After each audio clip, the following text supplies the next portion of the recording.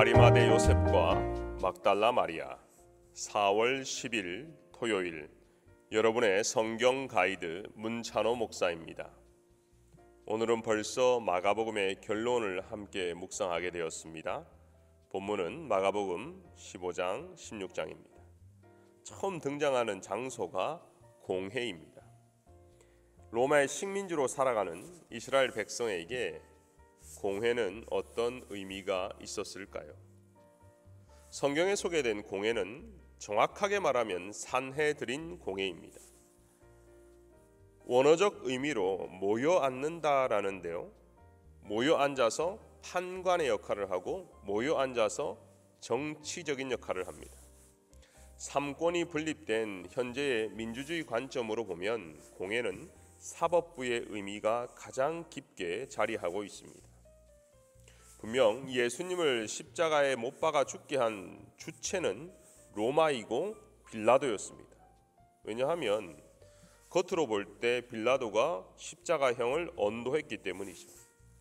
하지만 이 모든 일을 뒤에서 계획하고 꾸민 사람들은, 빅픽처를 그린 사람들은 산헤드린 공회원들이었습니다.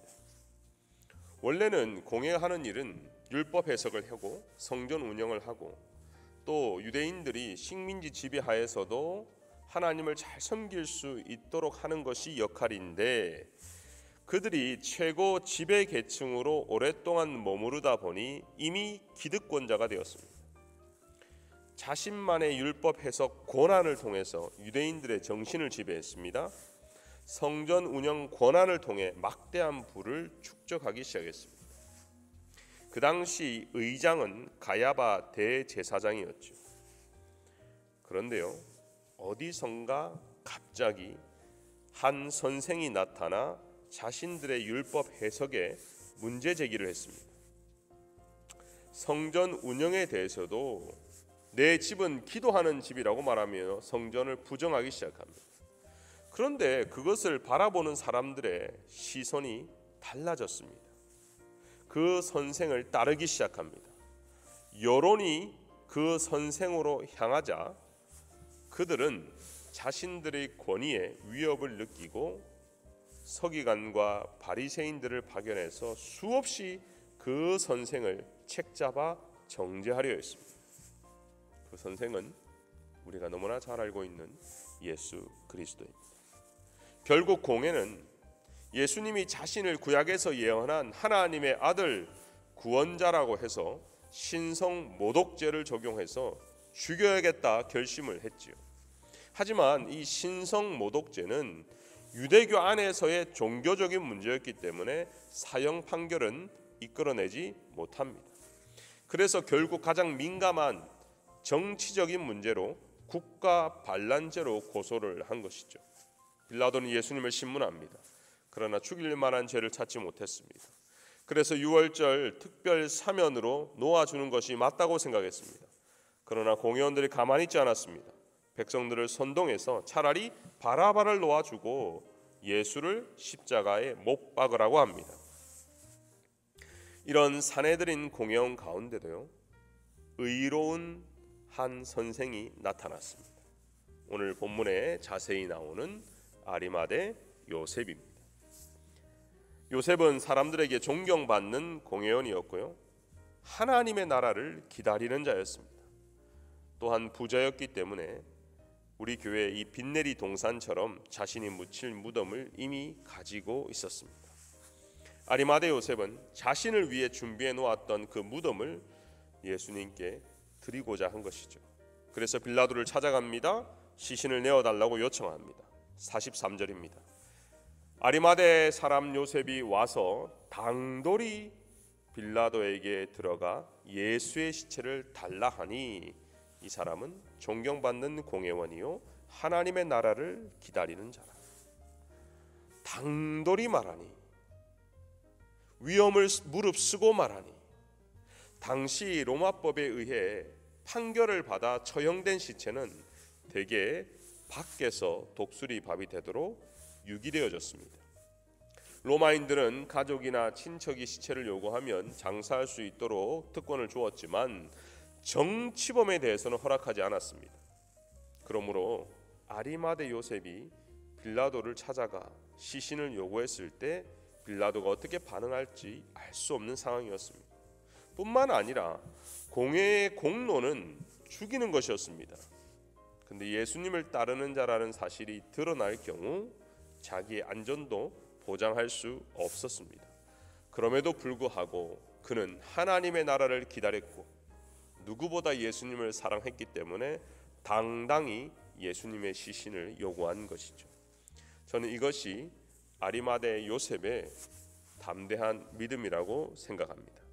믿는 바 그대로 신뢰를 가지고 두려워하지 않고 실천하는 용기가 우리에게도 필요한 것이죠. 예전에 시골의 목사님들은 직접 장의사가 하는 염을 했다고 들었습니다. 시신은 시간이 지나면 부패하게 마련이죠. 냄새도 나고 보기에도 역겨울 것입니다. 여러분 한번 상상해 보십시오. 십자가에서 못을 빼고 예수님의 시신을 세마포로 싸서 내렸을 겁니다. 피로 물든 시신을 소독하고 닦고 기름을 발라 깨끗한 세마포로 다시 시신을 감쌌을 겁니다. 그리고 침상에 옮겨 무덤에 안장시키는 요셉.